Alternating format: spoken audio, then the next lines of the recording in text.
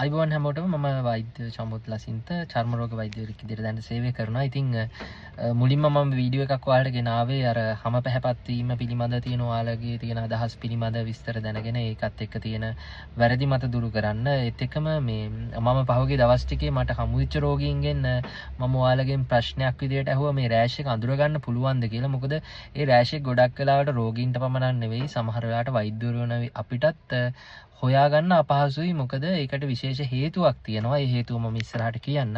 ඉතින් ප්‍රශ්නට උත්තරය විදියට ගත්තට පස්සේ මේ රෑෂ් එක මොකද්ද කියලා අහුවම මේකේ ප්‍රධානම ওই රෑෂස් තුනම අදාළ වෙන්නේ ටීනියා කියන රෝගයට. ඉතින් සමහර අය නිවැරදි උත්තර දීලා තිබුණා.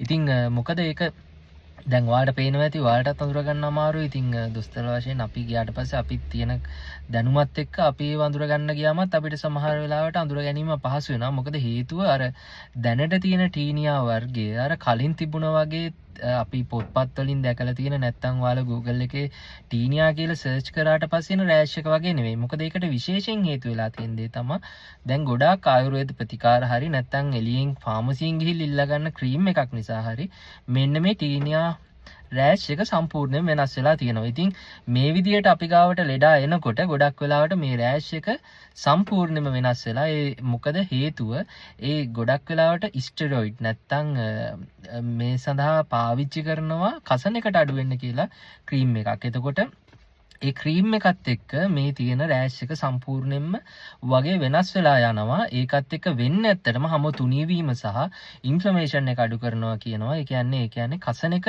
සාමාන්‍ය මට්ටමකින් අඩු කරලා ඔයාලට පහසුවක් දැනෙන්න විතරයි. නමුත් මෙතන තියෙන ප්‍රධාන ප්‍රශ්නේ මෙන්න මේ ටීනියා කියන එක ඉන්ෆ්ලමේෂන් එක මත හැදෙන ලෙඩක් නෙවෙයි. මේක විස බීජයක් නිසා හැදෙන ලෙඩක්. විස බීජ වලිනුත් ගත්තම ඔයාලා දන්නවා බැක්ටීරියා, වෛරස් සහ දිලීර කියලා විස බීජ වර්ග කිහිපයක් තියෙනවා.